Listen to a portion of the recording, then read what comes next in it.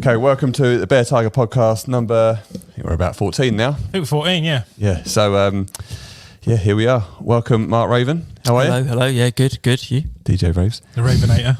And welcome, JS NFT. How are we doing? Good. Nice to be in the ZS studio. So, boys, what have you been up to? How was your weekend? It was my daughter's birthday, so we did some bits. We had a piñata, which was made of almost like reinforced concrete. It took about 15 minutes for the kids to get through it, of which there was only 4 and 2 of them were like 5 years old. But that was pretty good. She was 8, so starting to feel very young. So the house is still standing? Just about, yeah. It's a lot of muddy entrances and things like that. So, was it yesterday or Saturday? Yesterday. Oh, so wet. She had a little gathering for like an hour and a half sort of thing, yeah. And there was complete carnage, I imagine. I just hid in the lounge and then just flicked between the Formula One and the golf. And there you go. Watching your boy. We'll get to that in a second. Yeah. Happy birthday, Ivy. Raves, how's your weekend been? A bit of work, and then we had some friends over yesterday. Sounds like a similar situation to James. They've got a couple of kids, and it was good fun. It was good fun.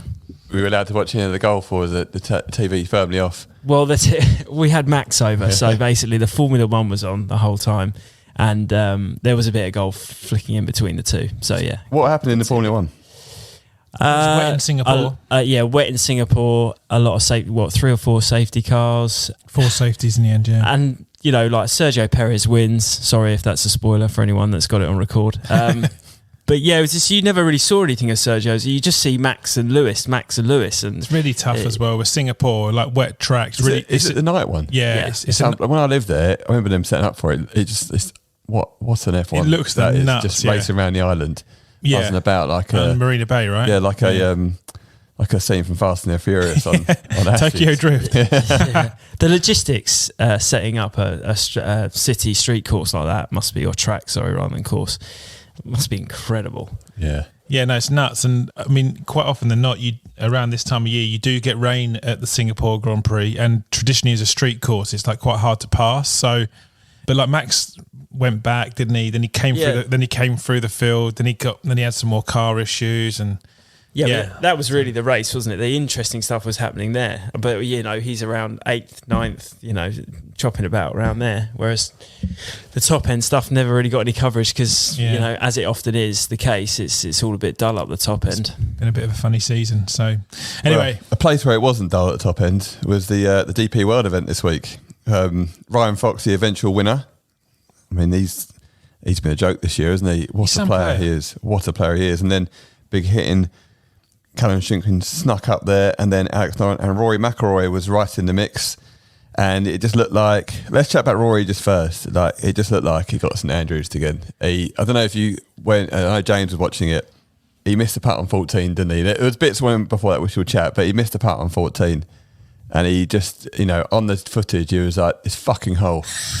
And you could just tell, like, it was just like, it was the same thing at the Open. If he'd have birdied that, it would have changed everything. And if he'd have birdied the 14th yesterday, because he knows that's a birdie chance coming in, driving an iron yesterday, it would have just changed the complexion. But yeah, he looked very, very dejected not to win, which I think is actually a really good thing.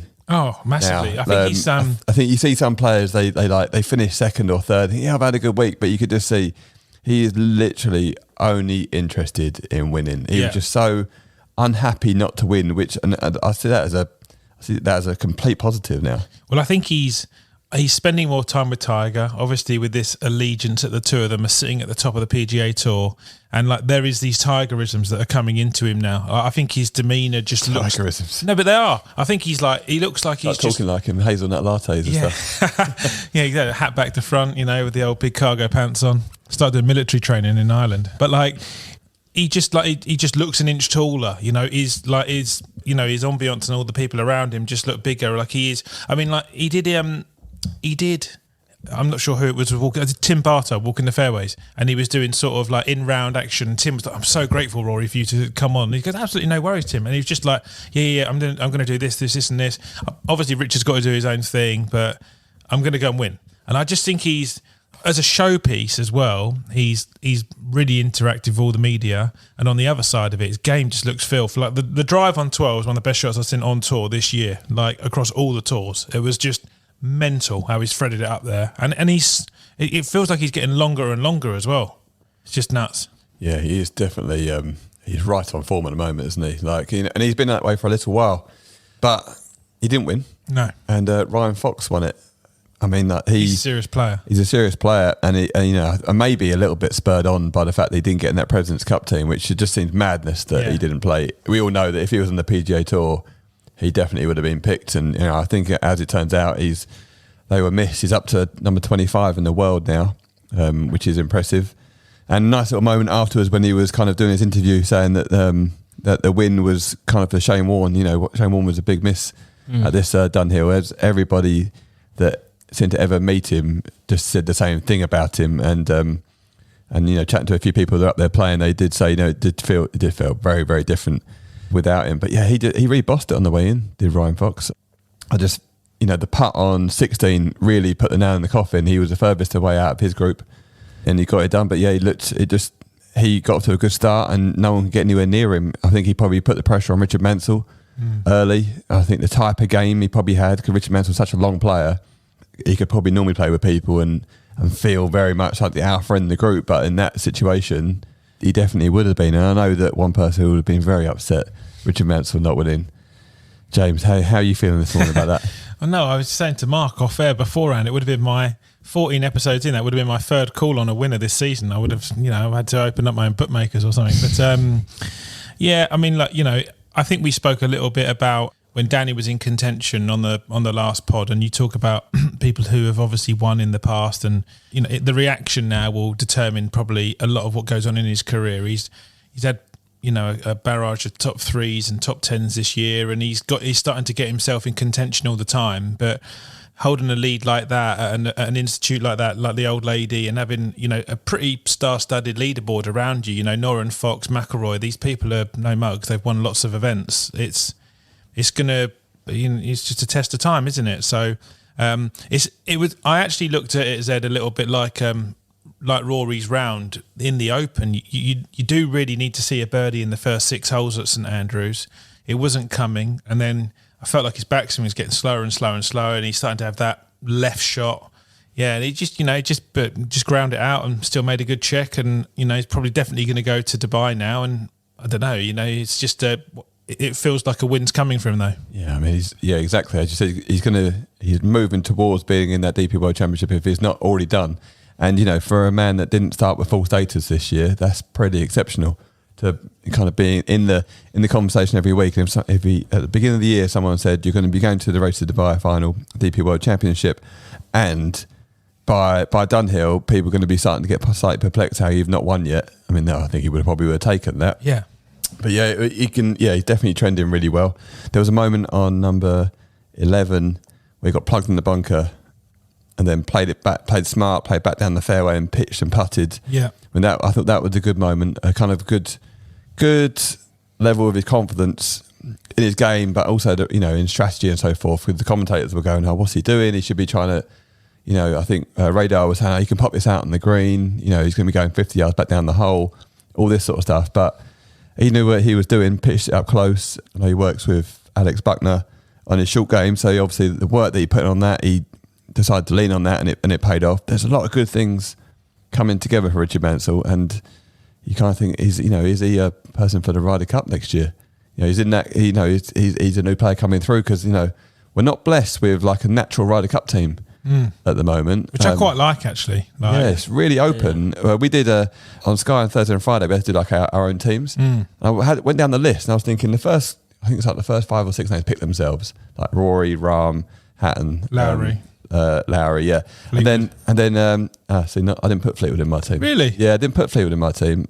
I just didn't think he was a natural pick. But then after that, it was like, oh God, we're really struggling here. I had to go outside the top 100 really to finish it off, which is not great. Who would be your... Adrian Maronk would be my one to watch. Yeah, you like him, don't you? And again, he's had another good week this week. He just really, when he's got like a B or C game, shout, that. He properly accumulates points. Like, I mean, in an event, like he's finished tied 14th or 15th again this week, not been on telly once. Just keeps accumulating points and points and points. Obviously won this year.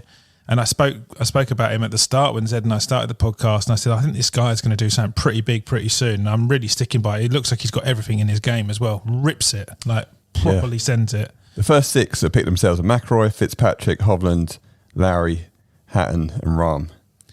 Yeah. You basically go down the world ranking and they're your 6. But after that... I thought Noren looked really impressive yesterday. I thought his swing... How many wins do you reckon Noren's had? In his career? In Europe. 7? 6, 7? Mark, how many do you reckon? I would probably have said around that as well. Yeah, 10 wins. Wow. Yeah, really? I didn't realise that. He came up in the coverage. It was like, wow, 10 wins he's had. I heard someone say yesterday, though, because I didn't think there was many outside of it, but he won 4 in 11 starts or something. Yeah, when he came back from injury, he had a real hot run, didn't he? Where he got to top 10 in the world. He was working with Belsh, wasn't he? I remember he won the Scottish, and then I'm trying to think what else he won. I remember he had that period where he got into did he break the top 10 in the world? Yeah, get right on the brink of it? Didn't he? Yeah. Do you know, obviously I spent a little bit of time with Alex when he was up at the Wisley and when he was he used to hit serious amounts of balls. Like he'd be a 6 a.m. to 7 p.m. guy at the golf course. Then he had his operation, didn't he, on his wrists or his hands? Does he still have the same level of... Does he still work as hard or has he had to tone it down? He does, yeah, because he moved to... When he went to Mac and Belsh, Mac Grady and Matt Belsham, they started to work on his swing and he went down this whole run of like taking those massive divots. Yeah. The big I remember chatting to him and he was saying that he was trying to make his divot as long as possible and as far left as possible. And he had, made those massive trenches. Wisley greenkeepers loved him. Exactly. Just trying to dig for Australia. But part of that was to help the angle, the right wrist angle through impact where it could be stable enough where it wouldn't hurt him because it was actually from the release up and to the right, which was like giving him all the wrist issues. Right.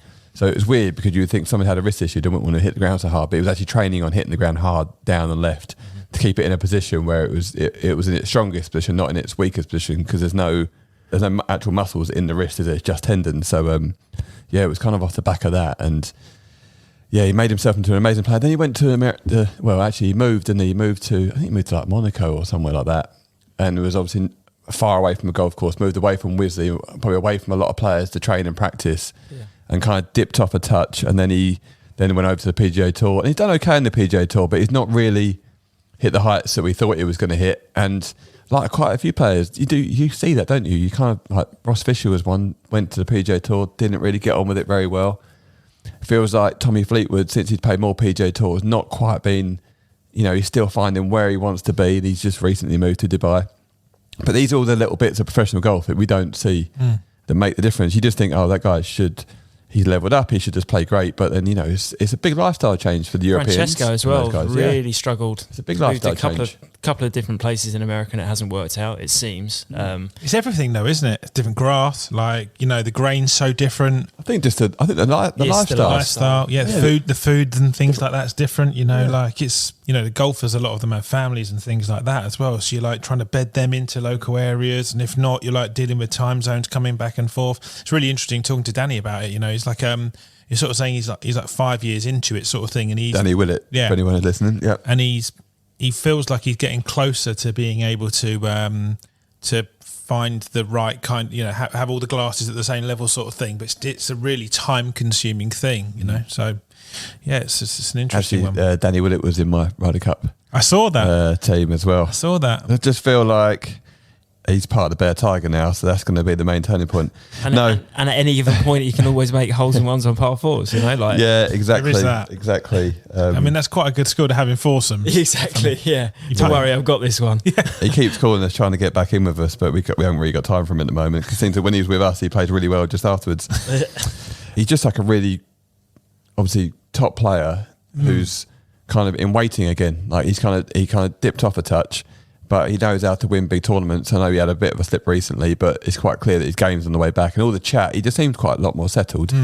So yeah, and we know what, I think we need someone in that Ryder Cup who's got a bit of big time experience. Like we've not, outside those first 6 names, we're really struggling to get people who are even playing the Ryder Cup before. We've also then got to start assessing players about if you pair him with a bomber, and he's got such a phenomenal short game, you've all of a sudden got quite a good team there. And, you've got to start people have got to start thinking about accumulating points as well, haven't they? He's a great putter. He's amazing from 100 yards and in, so if you put him with someone, if you're going to give him someone raw, like a Moronk, who's like a 185 ball speed, and just just get it out just there. Hit it 325 straight, yeah? Just get it out there and I'll try and give us a chance. But, you know, you're coming back to your point, Zed, as well about it. I've been quite impressed with Fitzpatrick's brother since he's turned pro. I mean, you got some pretty big shoes to fill, but the family have already done like a really good job with it. And like, look like, you know, they've made it quite this immersive thing where they've got the parents at all the events now, and Alex and Matt are there, and you know they're supporting each other. There's sort of some inter-family banter and stuff like that. But he's done quite well. He's made 3 cuts, and seems to just be accumulating some cash as well. And maybe is he like one like really left field to look out for? Yeah, I mean he's definitely up and comer. And then the last ones with the Hogard. Yeah, they're impressive. Any good those two, by the way? Yeah, any good. So, all right, Ryan Fox, the eventual winner. That was very impressive. I think a lot more to come from him. And now he's bumped right up. And then let's talk about, so we go LPGA or should we go PGA Tour? Let's go LPGA. Yeah, LPGA. So, Charley Hull, the legend. I mean, you must know Charley a little bit from your days, like, you know, caddying and when she first sort of broke on LPGA, Mark. onto the Ladies European Tour and early PGA Tour stuff. Yeah, I knew Charley reasonably well. I've not spoken to or had an interaction more recently, but yeah, I mean it's unsurprising to me. Like just seeing, I was speaking to James again before this started, and her ball striking it was incredible yesterday, but it's no different from when she started. I mean, she was just different. She is different. So it's great to see her get it across the line because it's 6 years since her last win. I mean, she's a stone cold killer. Like that's all she's thinking about is winning. It's 6 years that she's like she's only 26. Like that 6 years, it just seems to have gone so quickly. Yeah. In that time, you just think she's been such a good player for such a long time. Like how has she not won more during that period? Yeah. Like as you said, as good as she is, like yeah, because she's got the full ticket. Like she's got everything she had. You know, when she was breaking onto the scene, like it was incredible. Again, though, it's the off-course stuff, isn't it? I think she's been through a marriage and a divorce within that time frame. You know, there's been a lot of moving around a little bit, and now, you know what I think probably holds her back is the transatlantic travel that she does. Like she hasn't moved, she hasn't taken the view of moving to the States and going back and forwards. That's got to take its toll on you. But then the other side of it is, if she went there, would she be really unhappy? Yeah, because she likes being at home, doesn't she? It seems like around her family and her mates. If she went there, she'd be on her own. We heard Kira Deck talk about it recently, and someone was mentioning about Lucas Bjerregaard saying the same sort of thing. He's like, just don't know anybody out here. You know, it's boring in between tournaments.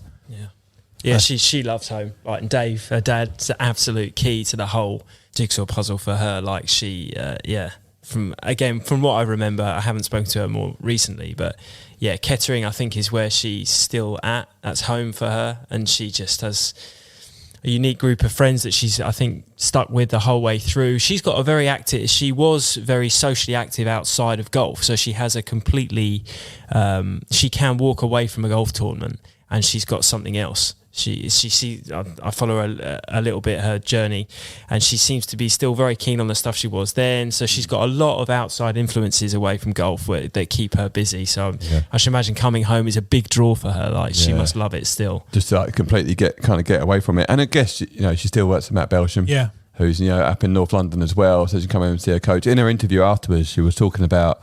It was a good interview actually. She was saying that her game's been pretty good for a while, but she's not been very confident. And there was a couple of things she wanted to get done, and she sat down with her coach, and it was interesting to what she said, or the way she said it. She said, I told him what I wanted to work on and what I needed to improve, and we went and worked on that, and it's got better. And she didn't say it paid off, but it's paid off. She says, now I feel really confident. And I thought, actually, she's saying like now she feels really confident, but I think it takes a lot of confidence to go to a coach and say, this is what I want to do, and not just turn up to a lesson or turn up to a session being like, what do I do next? Because her coach, Matt Belsham, is a very well-revered and respected coach, and he worked with Alex Noren, who we were just chatting about there, and multiple Ryder Cup players and so forth, and knows what he's doing, and she's kind of taken the mantle and gone, like, this is what I need to do. There's a lot of respect for that, and then it's obviously paid her back super quick, and she says she's confident, which, I mean, she plays in a confident manner, and I just think watching Charley Hull play golf is just bloody brilliant, because she has the chat with her caddy. What's her caddy's name? Is Adam. You can hear all the chat going with her caddy, Adam. They get really clear, and this is what you're going to do. She takes in the information, and then when you think she's about to have a practice swing, she just rips it. Like she's just done. Plays so quickly, and then she's hitting shots, and as it goes off, she kind of holds her follow through. Then she kind of like drops the club. She stands there as if she's a spectator watching the ball land. Obviously, because she hits it really, super high, doesn't she? And she played some brilliant shots down the stretch yesterday. Yeah. And I just thought, is this the time when we see her go on a bit of a rampage for like 3 or 4 years that we've all been waiting for, where she just bounds up that world rankings? It seems like, is now her time. And it's super competitive, the top end of that ladies' game, just to even be able to, hold on to it, which I think she and Georgia have done very well, with the Americans and the dominance of the girls from Asia. And I think, now she's broken a camel's back with her win. She definitely looks like someone who plays high on confidence, and she's in a really positive way. She's quite positively fidgety as well. I can imagine like now she'll be like 100 mile an hour around tour events, just like get them away, bang, bang, bang, just rips it. She rips it as well for a girl. And she's like long for a girl. Mate, she's a ball striker. Yeah, like has been from the word go, from the minute I met her. Anyway, obviously she was a ball striker before that, but yeah, she's there. Has she ever been world number one? No. I mean, she's. That's got to be on the cards for her, for it's sure. On the radar, isn't it? 100%. Like she has got it. She's got everything, and I feel like she's the type of person. If she could get to that point, she could hold that, and she could really do some damage to the ladies' game. It's funny you mentioned that about Matt, because he used to talk about Charley a bit when he coached me, which you didn't mention me as one of the players, which is I'm really surprised that you didn't get to the top of the women's game, James. I don't know what happened. Won a couple of club championships. That's just all right for me. Own your market. Did he teach you that big loopy draw? No, I think he probably neutralised it a bit. But he used to say that there was 2 very consistent things between Charley and Ollie, that he used to work with them, Ollie Fisher. Right. And they more often than not, he said, 2 of the most talented people that he's ever laid his eyes on in the time of coaching. But one of the things he had to refine down is they just had to really understand where the ball was going to start and where it's going to finish. And more often than not, they came about a bit of a plan. So it's really interesting that she mentioned that in her interview after winning again. She's like, I've got to the point with my coach now where like I turn up, we've got an hour to work on this thing and we're going to get it done. So yeah, now that they've cleared through that threshold and they see a very clear future, it'd be really exciting to see what Charley goes and achieves. She's always held her own, to be fair, in the Solheim Cup. When Europe have not been as strong, she's always won her games. Do you remember that first one she played? I can't remember which. I don't know if it was on the first tee, but it was during the match in the singles when she played against, I think it was Paula Creamer, and she went and got her signature. Got an autograph. I do remember that. Yeah, I do remember that. How good is that? Mark had it. That is absolutely brilliant. Mark had a few in his boot. So yeah. Well, we used to be at IMG with Paula Creamer, didn't we? Yes. Yeah. Back in the day. Yeah, way back when. Another shout out to Garrett Davis there. Yeah, there you go. Get a lot of airtime in this podcast. He has a lot of airtime, yeah. Maybe we get him on one day. Definitely. Well, that's if we can get him over to the UK. Yeah, the guy we used to stay with at the IMG Academy down in Florida.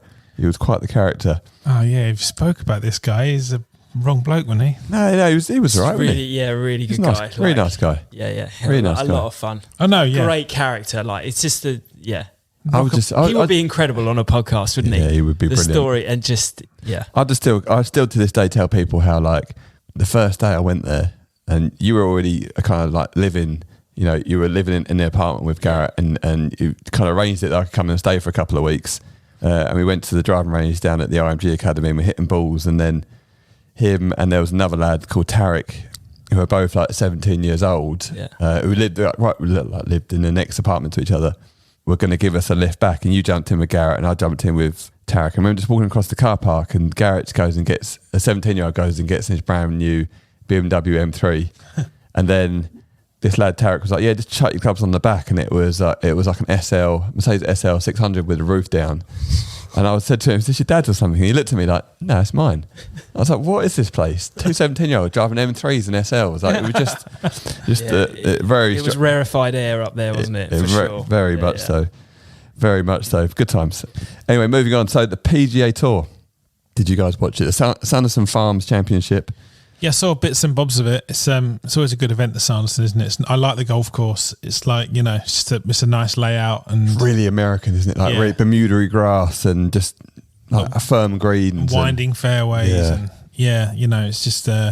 it like always reminds me of like an old, like a PlayStation golf course. Do you know what I mean? Like when you get the PGA Tour on the PlayStation or whatever, it's just like it's a really traditional kind of American looking golf course like that. So yeah, just another really good week. You know, I mean, it was fun at the top, wasn't it? Another Bear Tiger friend, Dean Burmester, who got his card last year, and he's getting straight out the gates as well, securing a good amount of points and resulted in a good finish. And it was a play. I fell asleep like on the 17th green, but it ended for PGA Tour. But it was a playoff, wasn't it? It was a playoff between Matt Hughes and Sepp Striker. Yeah, I'm not going to lie, I did actually turn it off towards the end. I did really enjoy watching Dean kind of bowing through the field a little bit. And then when I watched him, basically watched him to the 18th, then that was enough for me after that. But yeah, I mean, yeah, as you said, that Matt Hughes was the eventual winner.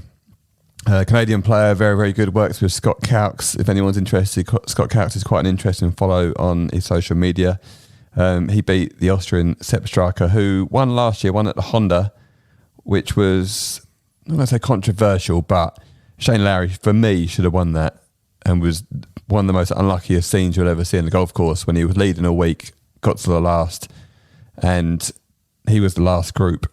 And when he was on the last tee, the heavens opened and the par 5 went from a reachable par 5 to not being able to reach it, playing it in the pissing down rain and straight into the wind. So, but not saying he stumbled across the line, he might have won anyway, but, you know, kind of backed his way into it. I thought yesterday he was going to get it done, Sepp Striker. He played really, really well, but Matt Hughes was the eventual winner. But the real story for us, the Bear Tiger, was definitely our mate Dean Burmester. First of all, he's a lovely guy. Second of all, he's absolutely an elite ball striker. Oh, flusher. He's absolutely rips it. And I'm actually amazed he's not won more than he has on the DP World Tour. He finished 15 under par yesterday, shot 5 under in the last round, one of the best scores of the top 10. And yeah, just played some brilliant golf down the stretch. There is one of the parts which I really liked about this course was that it had a drivable par 4 on the back 9, which I always think is pretty cool to have in a golf tournament. And he the hole before, he made a par on a par 5, which he could quite easily make birdie, and then he just ripped this little driver in there to like 15, 20 feet on the 15th. Didn't make the putt, left it short, which was annoying. But yeah, he's some player. I don't know if we've said it before on the pod, but I went to Loch Lomond this year because we managed my mate and manager, Ali Miller, Hype Sports, also manages Dean and Justin Walters, Stacey Bregman, quite a few players. And it was his stag do. And the 14th at Loch Lomond is a drivable par 4. And we were not on the back tee, we were on the one up tee, so it was like a little fadey driver up over the tree onto the green. Yeah, lovely, knocked it on there. And Dean was behind, and he hit the shot into about 10 feet. Wow, that's a good shot. And then we came in afterwards, and I was thinking, well, Dean's quite long. I was like, what do you hit into the 14th, Dean? Thinking he was going to say like, oh, just hit like 3-wood or 5-wood or something like that. And he was like, 4-iron. I was like, is this some sort of piss take? I've hit a driver and the geezer's hit a 4-iron. It was just, he's so impressive. And it's quite an orthodox swing now. Used to be a bit more rolly through impact, but now he moves it so well.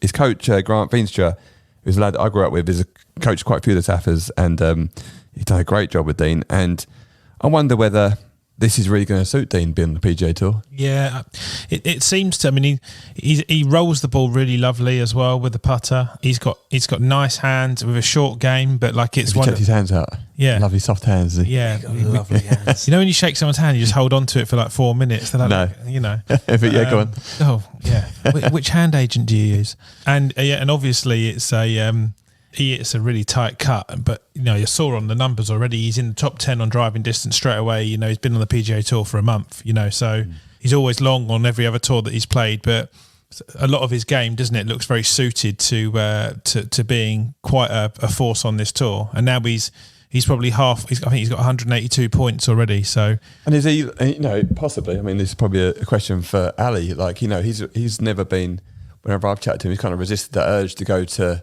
the Live Tour, because he was kind of just getting a few PGA Tour starts last year on invites and so forth, and he's really stuck at it, and he's gone, that's the route I'm going to take. And now, you know, really, really pleased for him. That's paid off for him. He's gone to the Corn Ferry, got through there. You know, it could have been quite easy to get swayed and say, oh, I might go sneak across to the Live and just pick up the money.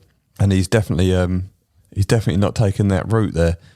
But yeah, that has been really good to have him go ahead and do that. It's been brilliant. I think he's really going to press on, Dean. It'd be interesting to know what he does location-wise, because he's got a house around the corner from here down in Banstead.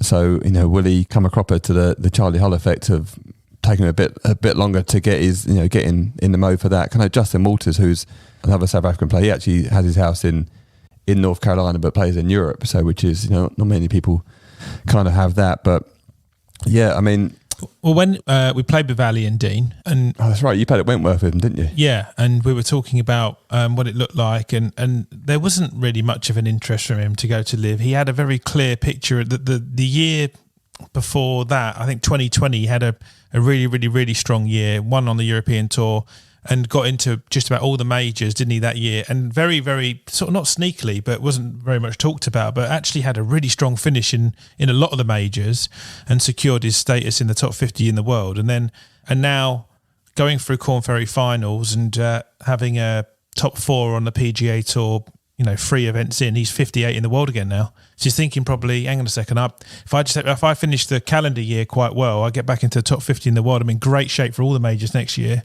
Yeah, and they're obviously at courses that he played well at the Masters. He played well in the US. So yeah, good luck to him. One thing I was just going to bring back to Zed when we're talking about Ryder Cups is he's not eligible for the Ryder Cup. No, but is Sepp Straka the next John Rahm? Because John Rahm came out the gates because he was obviously a collegiate, and then I generally didn't even know he was Spanish until I saw a flag next to his name. He sounds American, looks American, went to college there. Sepp Straka, you just said, was Austrian. I didn't know that, but so he would qualify as a European player. Then are we looking at a potential European player? He's been good for 2 years, Sepp Straka. He's got in contention a lot, on the PGA Tour. He's a winner on the PGA Tour. Sophie Walker, actually, she had Sepp Straka in her team that she put out last Thursday, which was a bit annoying because I hadn't really thought about him, and Josh Hampton and I were like, Sepp Straka, what are you talking about? And then he started to play really well, and she's like, I told you so. And I was thinking, freaking hell, come on, it's a year out. But yeah, that was, definitely a player. Also, a PGA Tour player, which I know the next Ryder Cup is in Italy, but I think competing against guys on the PGA Tour, there's not that the Europeans are ever intimidated, but there's a more definitely comfortableness there, and they'll know what the players are like, and there's not that part to have to kind of overcome. Definitely a question for it. Although after he won last year, he did go on a terrible run and was all over the shop, and then somehow kind of turned up at Eastlake and played pretty well right down the end. But until that point, was it Eastlake? Or certainly in the playoffs, but he had come off a pretty lean run where he hit the ball kind of all over the place for a few months following his win. I was thinking, maybe was this a bit of a flash in the pan, but he's bounced back, and he's obviously not. Apparently he's really aggressive with his strategy, which maybe has something to do with it. That does kind of play into that. What about you boys? Would you say you're aggressive players or conservative players? I was far more conservative because I didn't necessarily have the length to be aggressive. It's strategy. You're straight, aren't you? Exactly. So when we do our scrambles, Mark just gets his tailor-made M1 or M2? M2. M2 out and just pings it down the middle every single time. Little frozen rope. Frozen rope race. Doesn't even practice, just hits it straight. So yeah, I mean, I would set up my strategy, and this is kind of what I do now for my clients, is I have a conservative strategy, but then I play aggressively to that, because I think I've taken a lot of the big numbers out of the equation by getting the strategy right, and then I'll be full tilt on what I've decided to do, but it won't be like a reckless sort of, it's a 50-50 here, fuck it, I'll give it a go. Yeah, I would be far more considered. So because you're kind of you're a caddy, but bit of a performance coach type of caddy, and you have certain clients. Is that your kind of bit of your remit for most players? Yeah, I take an overview of everything they do with their game, but also a little bit outside of the game. Try and get a hold on their personality and how they like to do things, whether it be in business or personal life, like other sports, let's say, and try and cater more towards that thinking and sort of push them in the direction. Either, like I say, if they're super aggressive, to say, well, maybe, you can still play really aggressively, but just, focus a little more on the sort of the better percentage strategy. That tends to work as for a lot of the sort of the better players, because we know Phil's super aggressive. And I have a hard time in trying to rein him in, get the right club in his hands. Whenever I play with him, he just loves getting driver out. Exactly. Yeah. And it's taken years to get the right club in his hands. But, you know, when you do it, the scoring improves greatly. And they do get it. They're like, okay. Because I'm not saying, look, Phil, if I put a 4-iron in your hands versus a driver, you can still rip the arse out of this 4-iron, you know, and everyone will still be super impressed with the ball striking in it, but you'll just have a second shot and you'll get to do it again with a wedge rather than, you know, we're looking for the ball and we walk the rest of the hole. So yeah, it's a big part of what I do is not try and take the fun out of people's game, because, you know, being aggressive is fun. But it's a big part of what I do is just trying to get them to have the right club in their hand at every given moment. And it's quite tricky, isn't it, across a round of golf, because you may come up, maybe you go bogey on a couple of holes, and then you want to get that back straight away, so that you can get a bit emotional in that time. But Definitely. Being able to, like, just at that point go, maybe this is a 5-wood off the tee. Yeah. Patience is everything. Yeah.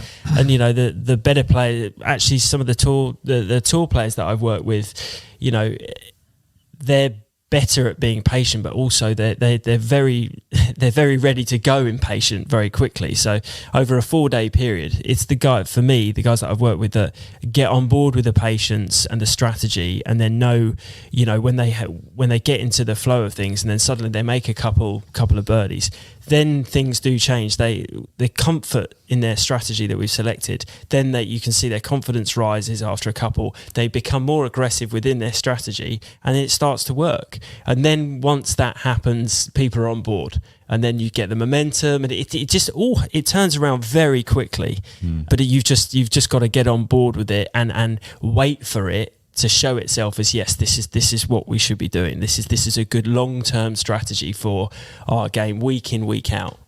Yeah, and you probably need, to a certain extent, a lot of people, and most of us, need someone like yourself to have that overview at that time. Say, no, now actually do this, because it's a real hard thing on your own to make a lot of those calls. 100%. Like, I'm just a second pair of eyes, really. I see it for what it is. I don't judge it with any emotion, or exactly. Whereas the player, and obviously I've been there. I never really worked with a caddy. I didn't necessarily get to a level where I was forced to be in that position where it was mandatory. But I wish I'd had someone that could have been my other set of eyes, because I'm a sensitive guy, I'm emotional, so I probably wasn't my strategy was good and I did all that stuff for myself. The other bits I was probably terrible at. I just needed someone to sort of be on my side, and that's kind of another thing, is just a second pair of eyes, someone to be on your side and sort of say, look, we've got this. Like, I know that this might be, you might have just gone bogey, but we've just be cool, weve got this. Yeah, but this hole is still 3-iron off the tee. Yeah, exactly. Yeah. But it's so useful, though. I think it's funny, you've bagged for me a few times, Mark. I've been very fortunate to delve into some of the Raves archives of excellence in regards to how you manage a round of golf, which is actually a complete thing in itself. And I still try and utilise those things now. And then you find out when you go out and play with friends and things like that, they end up saying, oh, what do you do here? And you're like, oh, I sit there and go, oh, what would Mark say? You know, sort of thing. But like a little ghost. Yeah. Just staying next to you. Just a little silhouette, you know, get it out of the pocket. But yeah, so, you know, and it does, you know, I think it's the refinement of the performance within what you're trying to execute actually allows you to stop thinking about all of the woes that come with the emotions around, oh no, I don't want to lose this left and arm 2 over through 10 and I should be level, and you know, things like that. You just get down to hitting a shot, you know, like this 100%. This is 5-wood, take that bunker out of play, hit it up the right hand side if you can. If it's in the left side of the fairway, it's no problem, you know, and you'll still have a shot in. So it's, you know, in response to what Zane's saying, I think I've got more conservative, but I think I've got more aggressively conservative, because I'm trying to find a smaller target within what's probably a slightly more conservative play. Like I always used to hit driver up 1 on the west, and if you rip it, you get to the bottom of the downslope and you got a flick in on a par, which is a par 5 for the members. Yeah. But now that annoys me that. Yeah, well, it's a par 5. Yeah, it just like it becomes a par 73, and it just doesn't feel like you're playing like the tour course. And nine's more of a par 5 than 1 anyway. Yeah, I agree with that. Yeah. Yeah. You know, because if you go to the top box, that's like you've got 4-iron in your hand, like with and if you miss it right, you're F down the bottom. Yeah, got to hit tire spinner to get up and down. Because it does make it is a mad hard start, isn't it? When the one's a par 4. Yeah. And then you got like 3. You're like, what is this place doing? Yeah. If you get 3 on the wrong day, like if it's raining, breeze into, it's cold. Like I played it into the other day. I hit driver freeward to the front apron, and the pin was on the back right, so it was up to on top of the ridge, up 2 levels.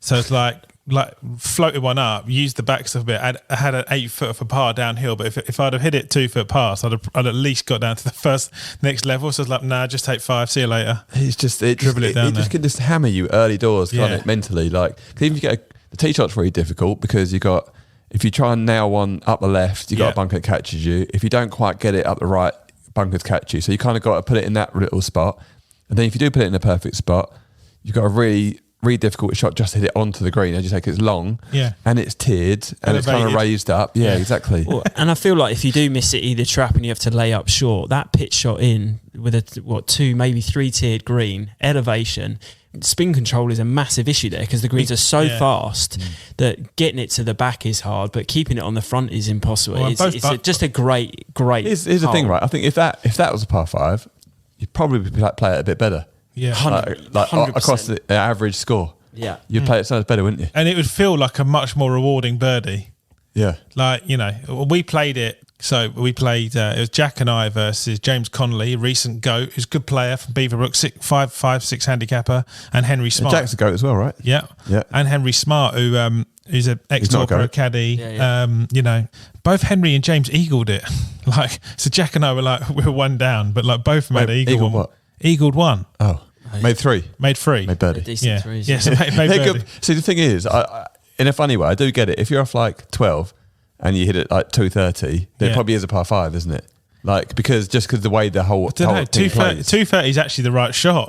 But then they got the 220 shot in from the deck. I do kind of get it where for a good player, if I go and play with Josh, even with you guys really, go and play with Josh, if he makes 4, to me that's not a birdie. But for someone off of 12 who make 4, I do kind of see it as a birdie. It's it's the one time.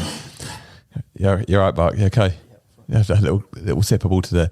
It is it's a bit of a funny hole because you can't even put the tee forward because obviously you get your downslope, don't you? Yeah. And then you can't hit the green. So the only thing that it gets protection in the back end of the autumn and the early winter months now is that it's soft enough to basically stay on the downslope. So you could rip it. And then you'd be so down for your second shot, which would actually be a really tough shot. Yeah. But if you're a good player, you just hit a 240, 250 shot, and you've got to hit a 230 shot again to middle of the green. It's quite a big shot, isn't it? I wonder if they would never do it, would they? But if they've made the fairway all the way to the bottom, so then if they move the tee up forward, you could run down to the bottom and have a short iron up. But I guess that's not what they want to do because of the tour event.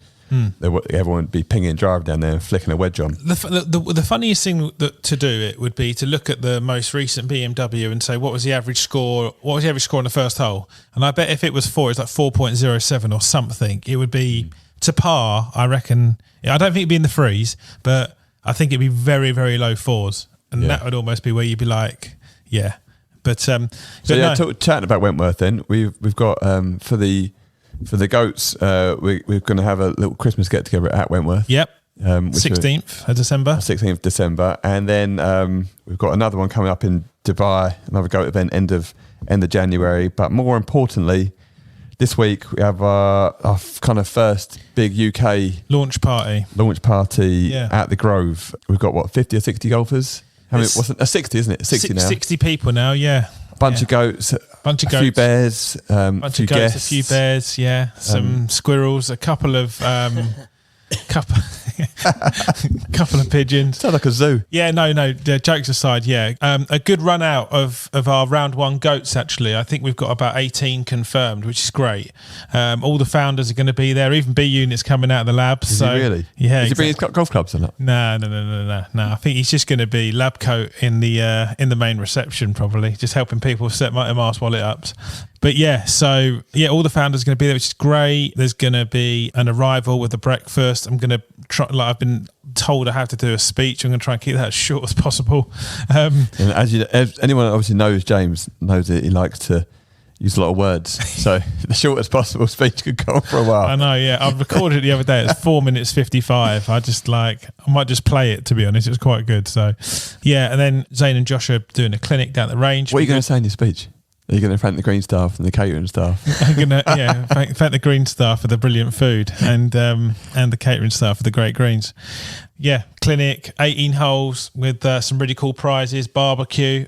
We're going to have a bit of a goatee auction. So there's a few things that people are going to. What's a goatee auction? Well, so people We're making up our own language here, aren't we? Yeah, you just got to donate your facial hair. Yeah, so yeah, we're going to. So basically, we're going to just ask everybody if they've got, you know, the old kind of concept around like someone else's rubbish is someone else's, someone else's rubies. So anybody who can donate something, because we want to make our first proper contribution to Black Art Foundation. So Danny's given his tour bag that he used and signed at the 150th Open at St Andrews, which was pretty cool. Nice. I was thinking of giving the first edition ever TBTC putter away. I mean, it is left-handed, so we're fine. You're going to bid on it yourself. So I'll just bid on it. Is James going up against himself?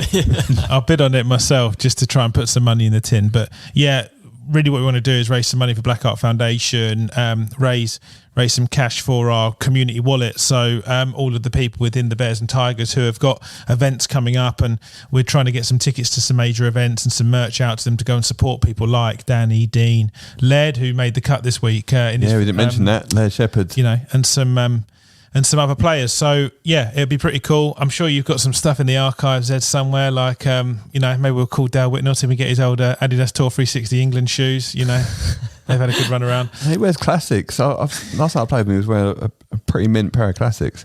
I actually went on eBay yesterday to see if there was any FootJoy classics knocking about. There was like a brown. I used to have a brown pair with like a brown woven saddle. Going across that, I got a 99 like back of Carnoustie. You're a little bit of a bugger for this. You get on eBay, didn't you, and look for some old gear. I'm always like on eBay. You know what? It's actually a little bit spurred by Jack Norman, who has just recently left JL, and we've actually got What's in the Bag coming for him. And I think have a look out for this What's in the Bag, which is going to be on Instagram. It's probably like the vibiest set of golf clubs I've ever come across. I've had a preview of this. Yeah, I think we should. Absolute joke. He had, just real quick, he's got these Autoflex shafts in a 3 and 5 iron. Oh, you sent me this picture. And they're like multicoloured shafts with a black head. And he comes on the range. He's like, look at these. And I was like, oh my God, like these are a joke. And he's like, I picked it up, this 5 iron, and I gave it like the little waggle, like the real test of a golf club. And it was like a fishing rod. It was like one of those training clubs where the head's just all over the place and you barely move your hands. Fucking hell, what is this thing? And he's like, have a hit, just hit it properly. And I was like thinking, I'm just going to miss this. I thought, I was literally expecting the club to ground out about a foot before the ball and just chunk it. But when you swing those Autoflex things, they kind of stiffen up during the downswing, and the ball just goes off like an absolute rocket. It's just unbelievable. Yeah, but look out for that. That What's in the Bag. It's pretty special. But yeah, I've really enjoyed getting on eBay and looking at all the old clubs and that sort of stuff. So I've actually started to build a second set. That's what I was going to suggest we do, right? So I think I've already started it. So I'm having that. You're not taking it off me. That's mine. So I've actually got an old Epic Max LS driver, which I took to Dubai with me. I've since realised, I think because it was a retail head, it's definitely hot because it goes fucking miles. and then the old 3-wood. But I'm trying to build the rest of it up. I've got a set of Titleist old 716 blades, which actually have soft shafts in them.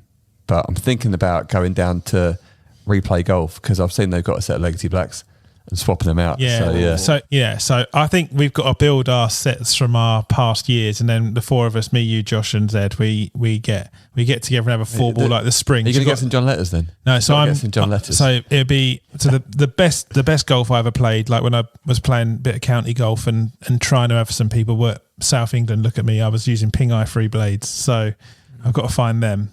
I had a Ping Zing 2 lob wedge, which was like you could hit it like it was one of those ones. It was so open off a range mat, you could hit the roof above you before it even got out of the shack. I need a TP 510 TaylorMade driver, and I'd have to find a Grapholoy blue, but in original blue somewhere. Yeah, but that'd be fun. That'd be really fun. Yeah, definitely. I've got to clear out my parents' loft because I've got about 5 tour bags worth of gear up there, and I'm pretty sure you got anything good in there? Yeah, What have you got? I've got actually the first club that Seamus and Ian built me, the FT3 driver. Oh, that'd be nice. Yeah, with a grapholoid blue in it. Still got the shaft? Yeah, it's all still intact. Yeah. That's filth. And I've got some Mizuno MP somethings. I can't remember. I think there might be 32s. Oh. Which that's cut cavity into the back of the blade, the 32. Yeah, exactly, yeah. So I played with them for quite a while. But again, they're quite roddy. They were rifle somethings. They're quite roddy shafts. Like, I think I might struggle now. I might see a lot of the right side of the golf course a lot. But yeah, no, I could probably make up a half decent set there, which would be pretty cool. What would be your, what putter would you use, Ed? Which is the best putter you use on tour? I don't know, to be honest. They're all good. I don't really have like a one. I don't look at any putter. Everything seems to work in this guy's house. I like all putters. I go through this stage of like, I've got like a two ball. I don't know what you call it, where the shaft goes straight into the almost straight into the head without the hook neck, and I really like that. And it's nice, and it's modern, and it feels lovely.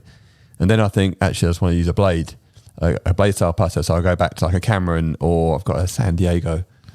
Toulon San Diego. I use that for a little while. Do you use a White Hot 1? Yeah, White Hot 1 is obviously the one, like, yeah, but then there's certain faces. It's only, actually the very original White Hot 1 had the best face. And then I go through times where I'm like, quite fancy just buying a broom handle putter and using one of those for a while. I look on eBay for one of those. I think that looks rubbish. That one. There's none in good condition, but I just like putters, all putters. It's not really for any other kind of reason. I just go through like I want to use something brand new, then go old school. Like I got an old Santa Fe 2 Terillium the other day down at Tea and Green in Woodmanstone. I just fancied like an old school kind of blade putter because I thought, I was watching Cam Smith, and Cam Smith was just putting like pure, and I thought I want one of those putters for a little while. It's just a bit of a weird obsession really about having different putters. Depends on what mood you're in, you know. Like at the moment, quite enjoying like using like the single strap bags. Then another time, I think, I just want to use an electric trolley and have a big tour bag. It just depends on the event. That's the cool part of it, isn't it? Yeah. Exactly. Yeah. I'm going to look forward to this. This is going to be like, I mean, this is the kind of game that is like right up my street. So, yeah, I know what it looks like. Okay, so we'll set that game up. Yeah, so we've got our Grove event, which we'll cover. We'll chat about that next week. That will be really cool. Looking forward to that, and looking forward to inviting everybody, getting a bit of music on the tees, and kind of our first show of what our golf days will be like for this next year, really. Like building the schedule out. We're not got many confirmed yet, but we're pretty close to getting some bits all sorted now, ready for the Bears and for the Goats. Yeah, then the week after, we've got our US version of a launch party, which is going to be at the Wynn Resort in the Web3X Conference Centre. So we've got but it's an indoor setup with a simulator, chance to win $10,000. There's games and all sorts of things in there. It's 3,200 square foot, great big area where we've got a bar. Ray's has done some playlists for me as well, which we'll be banging out of the speakers. So that'll be 3 days there, and then I come back and then straight away come to join you in Dubai. And I think we've got a bit of a UAE like behind closed doors game out there as well. So, yeah, we'll be out there playing the Lions Den down at the Earls Club, which I played in one last week. I played one of the midweek games. Might have won that. Here we go. There he is. Yeah, but yeah, Khalid is doing like a pro Lions Den as well through the winter. So any pros who want to get some competitive practice, get in touch, and I'll send you the right way. I know another goat. Time's another goat there, yeah, and time's pressing on. I know Mark's got to get away. Quick head's gone. My head's gone actually is Richard Mansell this week because not for the fact that he didn't win, but bearing in mind he was in the final group at the Dunhill, so they pretty much cover every single shot. You guys know this is a thing of mine. He club twirls aggressively every single shot he hits, and it's like a tiger kind of like spin out. And even Radar was like, "Oh wow, the boy club twirls." You know, it's like he even picked up on it. I thought he's like spinning out every single shot. Like you're 3 over, you've gone from first to tied 6th. Like why are you just like ripping club twirls? I don't get why people do that. We're starting to see a chink in the armour for the Mansell there. Yeah. I don't understand. Relationship breaking down. Yeah. You and I were talking. Was it Rory who was doing it on the range? Yeah, he did it at the Tour Champs on, I think it was 16 or 17, where he's sort of not thin, he's thinned it out the bunker long. It ends up getting up and down in the last round. But the minute he struck it, it's just bam, the club 12. I just thought, cool, this must be good. Like, is he playing this from like 150 yards and he's greenside and hit it 60 long? Well, I thought that was hilarious. It's one of my highlights of the year, actually. He did one on the range as well, didn't he? We picked up one on the driving range. Like, driving range club 12s should be... Yeah, I think you mentioned this. That is full. Like, I think you should do a 5-stretch for that. No ban. Like that is criminal in the game of golf. Golf players should be all over you for that sort of stuff. So, yeah, the club 12 is like a...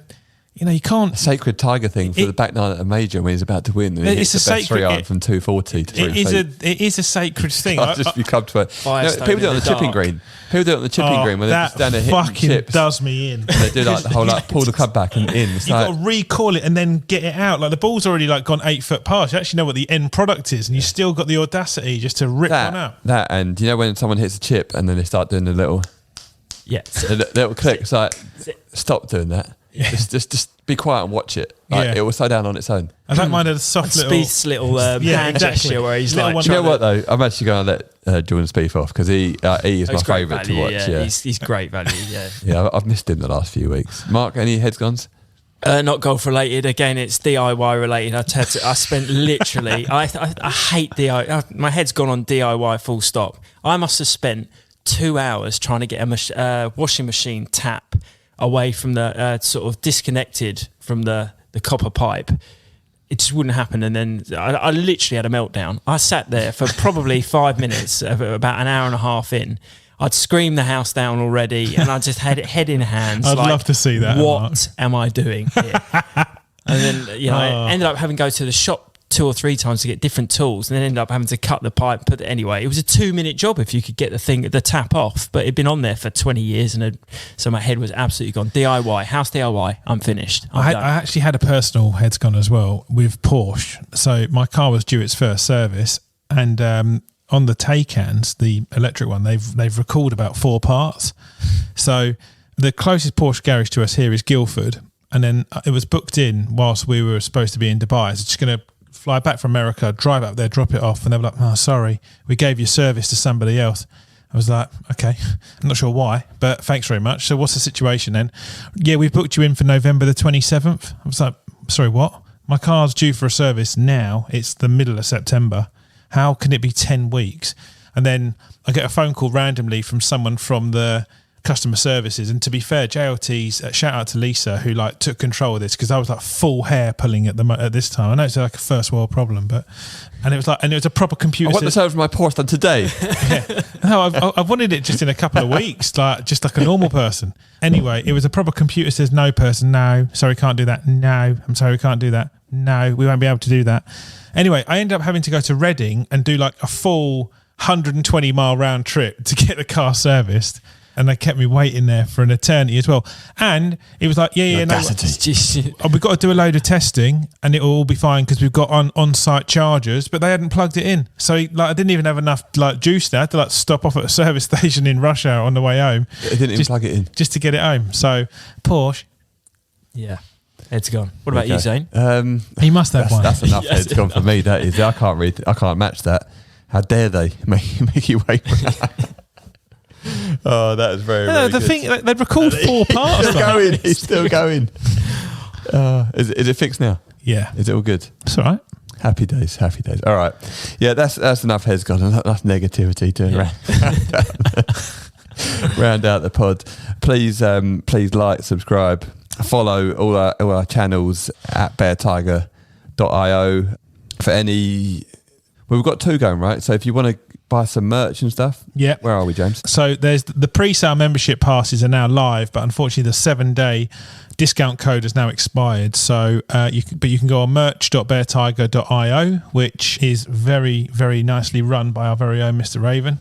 That will be where you can buy all the merch, Bear membership passes, lifestyle and tour branded stuff. There's loads of cool stuff on there, Mark. More to come, right? Oh, definitely. Yeah.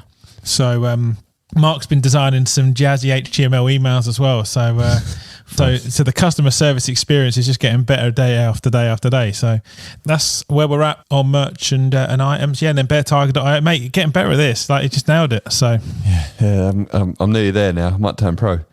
Okay, that's lovely. Thank you, chaps. Enjoy the rest of your day, and everyone have a good week. And we'll chat to you next week, and we'll tell you about how how it all went on the Grove, and hope there will be some stories from the on-course transfusions. Cheers. The paw claw. Bye. Bye.